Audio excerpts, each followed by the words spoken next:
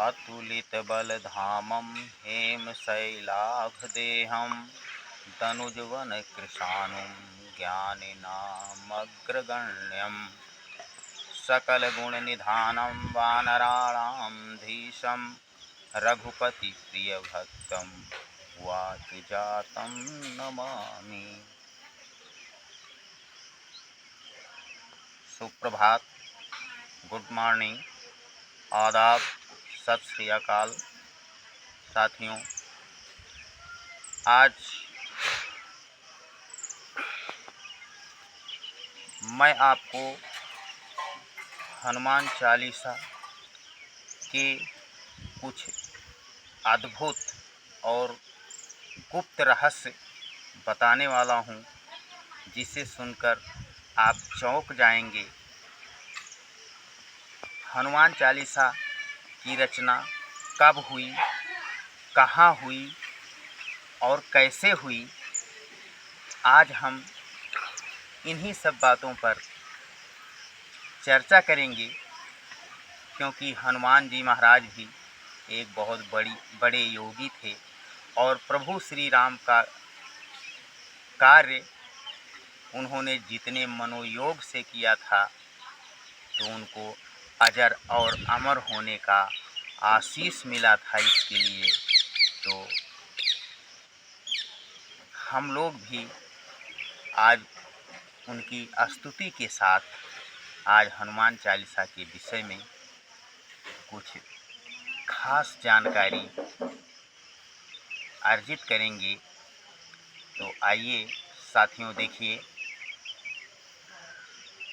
हनुमान चालीसा की रचना तुलसी साहब ने किया, इसमें कोई दो राय नहीं है। और ये संयोग इसका कैसे बना, ये बहुत रहस्यमय बात है। एक बार हुआ क्या, तुलसी साहब कहीं जा रहे थे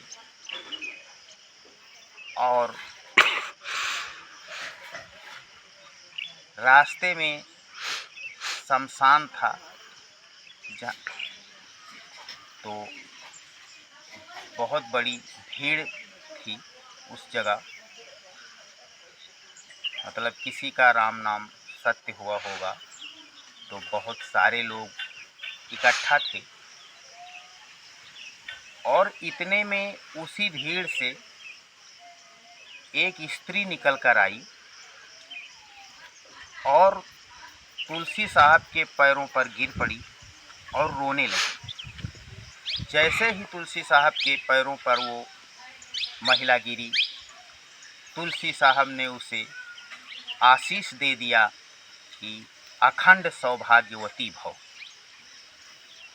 तो साथियों, वो और ज़ोर ज़ोर से रोने लगी और कहा कि ये हमारे पति का अंतिम संस्कार होने जा रहा है। तो तुलसी साहब ने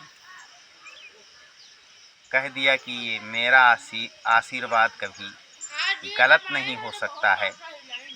इसीलिए तुलसी साहब ने थोड़ा सा जल मंगवाया और उस जल को अभिमंत्रित करके, यानी कि अपने इष्ट देव भगवान श्री राम का स्मरण करके, और शायद यह बात कहा होगा कि तुम्हारे लाज का प्रश्न है, मेरी तो कोई लाज वाज नहीं है, और अभिमंत्रित जल को उस लाश पर छिड़क दिया और उसका पति जीवित हो गया। तो साथियों, ये समाचार धीरे धीरे बादशाह अकबर के पास पहुंचा। तो बादशाह अकबर ने संदेशा भेजा तुलसी साहब के यहाँ कि आपको बादशाह ने बुलाया है। अगर और कोई होता तो वो बहुत प्रसन्न हो जाता कि मुझे बादशाह ने याद किया है, लेकिन तुलसी साहब के बादशाह तो बादशाहों के भी बादशाह थे, इसलिए उनके ऊपर इसका कोई असर नहीं पड़ा और वो वहाँ नहीं गए। उसके बाद में जब आज्ञा का उल्लंघन हुआ बादशाह के, तो उन्होंने अपने वित्त मंत्री खान खाना और टोडरमल को भेजा, जो तुलसी साहब को बरबस वहाँ दरबार में ले गए और उन्होंने कहा, दरबार में अकबर ने कहा कि तुम कोई चमत्कार दिखाओ राम का। तुलसी साहब ने इनकार कर दिया, कोई चमत्कार नहीं दिखाया और अपने ज्ञान का और आध्यात्म का प्रयोग प्रदर्शन के लिए नहीं होना चाहिए, वो किसी बहुत बड़ी भलाई के लिए होना चाहिए। उस जगह पर किसी का सुहाग सूना हो रहा था, तो तुलसी साहब ने कुछ चमत्कार दिखा दिया था। लेकिन अब यहाँ दरबार में चमत्कार दिखाना तो समझिए अपनी आध्यात्मिक शक्तियों का दुरुपयोग करना है। तो इसलिए तुलसी साहब ने कोई चमत्कार नहीं दिखाया और बादशाह ने नाराज़ होकर तुलसी साहब को फतेहपुर सीकरी जेल में डाल दिया। फतेहपुर सीकरी जेल में डाल दिया। धीरे धीरे समय बीतता गया, लेकिन साथियों तुलसी साहब ने पहले दिन से ही हनुमान चालीसा की रचना फतेहपुर सीकरी जेल में कर दिया था और जिस दिन 40वां दिन हुआ साथियों, बहुत ही अद्भुत और डरावना नज़ारा अकबर के दरबार में हुआ कि इतने बंदर वहाँ इकट्ठा हुए। जिस दिन 40 दिन हुआ उसी दिन सुबह सुबह इतने बंदर इकट्ठा हो गए, इतना तोड़ फोड़ करने लगे कि बादशाह को एक कमरे में लेकर सुरक्षित करना पड़ा, बंद करना पड़ा और वहाँ की जनता में हाहाकार मच गया। हाय बचाओ की आवाज़ आने लगी। फिर बादशाह ने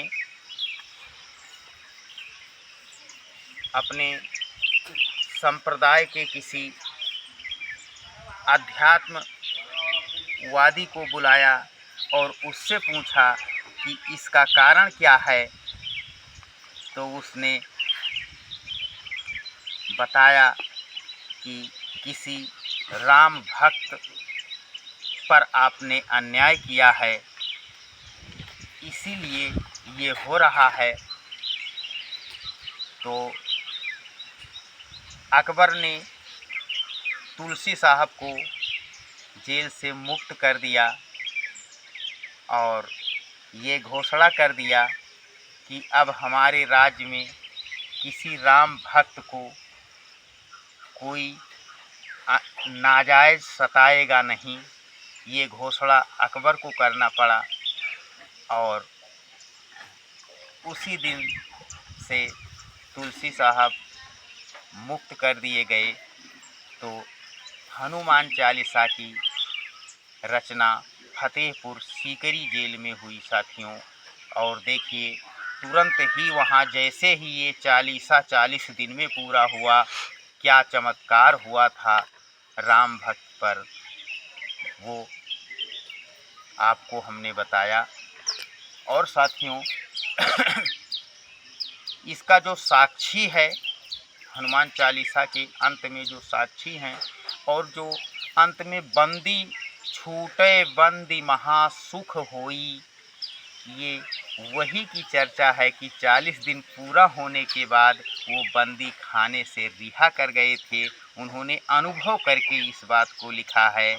और साथियों जो ये पढ़े हनुमान चालीसा होय सिद्ध साखी गौरीसा, मतलब गौरीसा का मतलब भगवान शंकर स्वयं साक्षी हैं इसके। तो साथियों, जो देवों के भी देव हैं, महादेव जिसके साक्षी हों, वो बात कभी गलत नहीं हो सकती है। तो इसलिए हम ये चाहेंगे कि बड़े बड़े संकल्पों को आपको लेकर अगर चलना है, बड़े काम करना है आपको दुनिया में, तो आप हनुमान चालीसा का पाठ प्रतिदिन किया करें। और होय सिद्ध साखी गौरीसा, ये बहुत ही बड़ा, इससे बड़ा प्रमाण पत्र इस दुनिया में नहीं हो सकता है। तो साथियों, अब हम आपसे आग्रह करना चाहेंगे, यद्यपि ये यौगिक चैनल है हमारा, लेकिन चूँकि मैं श्री हनुमान जी महाराज का भक्त हूँ और 25 साल से अखंड व्रत मैं कर रहा हूँ, मंगलवार व्रत, और 10 साल से तो लगभग मौन व्रत भी मंगलवार को होता है। तो मैंने सोचा, मेरे अंदर विचार आया कि मेरा चैनल तब तक अधूरा है जब तक इसमें एक वीडियो श्री हनुमान जी महाराज का ना हो जाए। इसी सोच के अंदर आज का वीडियो श्री हनुमान जी महाराज के चरणों में समर्पित है। जय श्री राम।